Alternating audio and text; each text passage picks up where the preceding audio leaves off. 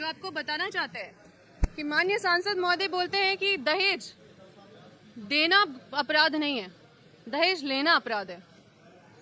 आप सोचिए, dowry prohibition act के तहत, जहां तक कि मैं कानून को जानती हूं, दहेज देना भी अपराध है और दहेज लेना भी अपराध है।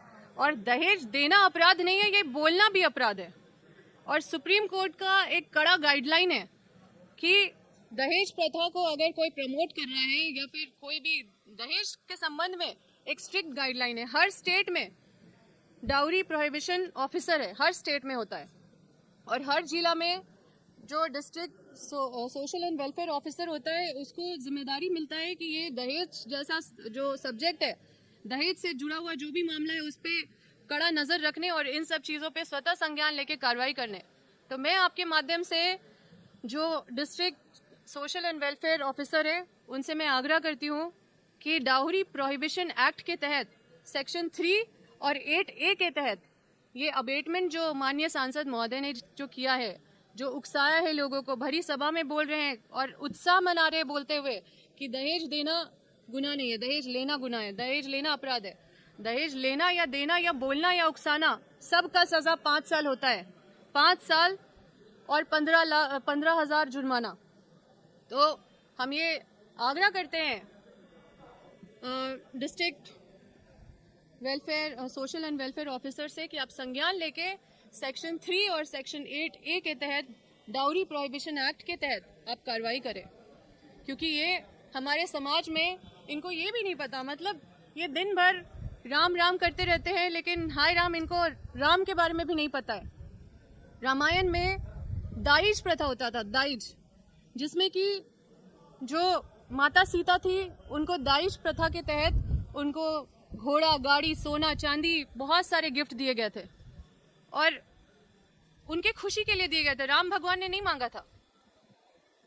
तो तब से ये दाइज प्रथा में पिता जो भी है स्वेच्छा से देते हैं, उसको दाइज बोला जाता है। लेकिन आज उस शब्द का रूपांतर हो गया है, शब्द भी बदल गए हैं, उसके अर्थ भी बदल गए हैं, उसके मतलब भी बदल गए हैं, उसका दुरुपयोग भी हो गया है। तो ये जो दहेज है और जो गिफ्ट है, माननीय सांसद महोदय बोलते हैं इसमें कोई अंतर नहीं है। जो गिफ्ट होता है, जो उपहार होता है, वो स्वेच्छा से दिया हुआ चीज होता है। और जो दहेज होता है, वो बेटी बिहाने के मजबूरी में दिया जाता है। और उसके बाद भी दहेज, शादी के बाद भी अगर जो यूज होता है, घर में उत्पीड़न किया जाता है, महिला को, परिवार को परेशान किया जाता है। ये दहेज शब्द से एक बेटी का ससुराल में अपमान होता है और उसके घर को छोटा महसूस कराया जाता है। और इस शब्द से समाज को बचाने का जरूरत है। ये शब्द हमारे समाज से पूरी तरह से खत्म करने का जरूरत है। लेकिन एक जिम्मेदार जनप्रतिनिधि जो पूरी जिम्मेदारी से इस तरह का बात कर रहे हैं, ये बड़ा ही दुर्भाग्यपूर्ण है।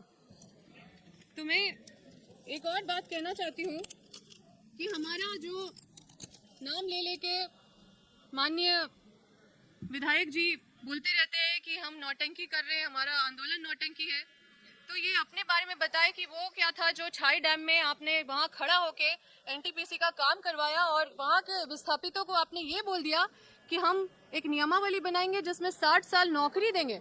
और उसके बाद सांसद विधायक ने साइन करके एनटीपीसी का काम शुरू कराया और आज तक लोगों को कुछ नहीं मिला, बस धोखा के सिवा। तो ये लोग हमारे बारे में बात करने के लेवल पे नहीं है। इनको, जनता को इनको सुनना चाहिए और इनको देखना चाहिए। और देख लीजिए आपके जनप्रतिनिधि जिनको आप लोगों ने चुना है, वो किस तरह से बात करते हैं और किस तरह से आप लोगों को गुमराह करते हैं।